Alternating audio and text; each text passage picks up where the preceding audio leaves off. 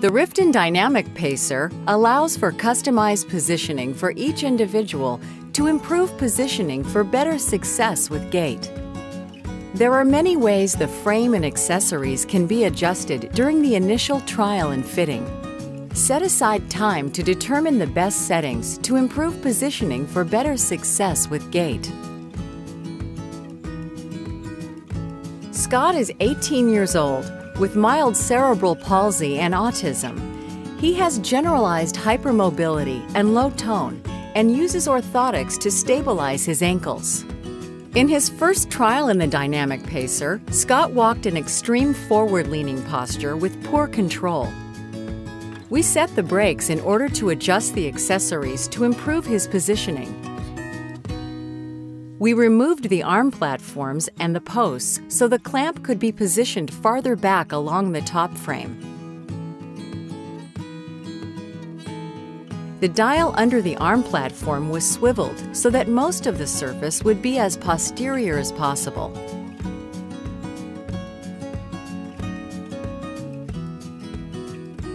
The post is now placed to point inward.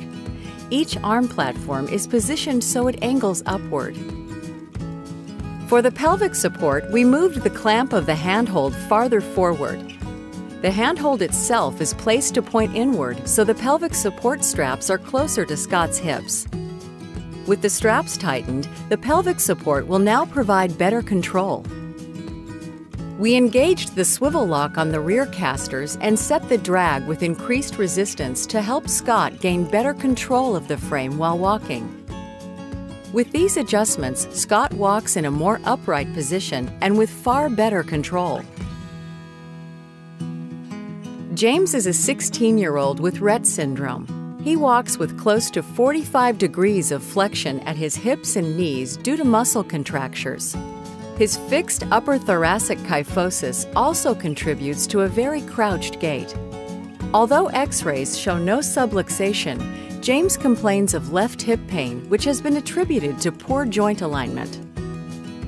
James had been using the hip positioner and thigh prompts. We removed these in order to use the new multi-position saddle. The MPS attaches to either upper frame on the Dynamic Pacer.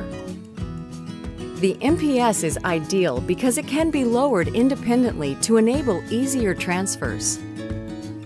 Further adjustments include seat angle for anterior or posterior tilt, and forward or backward adjustment for positioning the pelvis relative to the trunk. Finally, the hip corral can be adjusted in depth and height to accommodate different body shapes.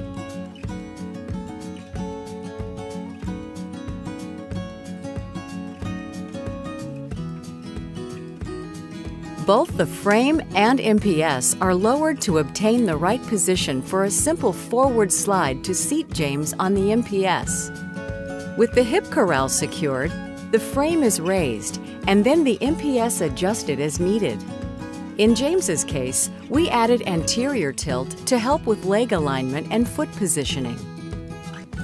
Further accessories such as the arm prompts are positioned and secured as needed. With the MPS, James no longer needs thigh prompts. He walks with significantly less crouch, taking steps more easily and without hip discomfort. Reuben is 16 years old and has global developmental delay. He has had multiple surgeries for soft tissue releases and a left hip reconstruction after dislocation. Due to high tone, he continues to have significant contractures at the hips, knees, and ankles, and internally rotated legs. Without a device, he cannot walk. In the Dynamic Pacer, Reuben uses the chest prompt since he tends to lean forward as he tires.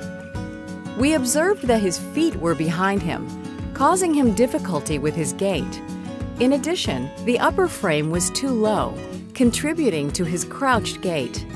The free swiveling movement of the casters also made walking difficult.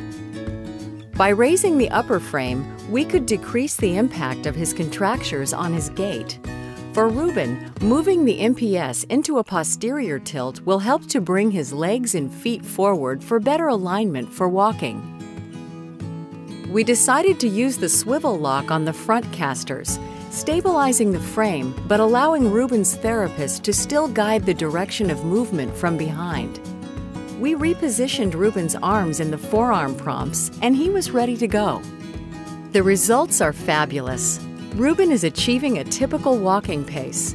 Here, he's making a beeline for the front door of the school building for his favorite activity, watching the school buses.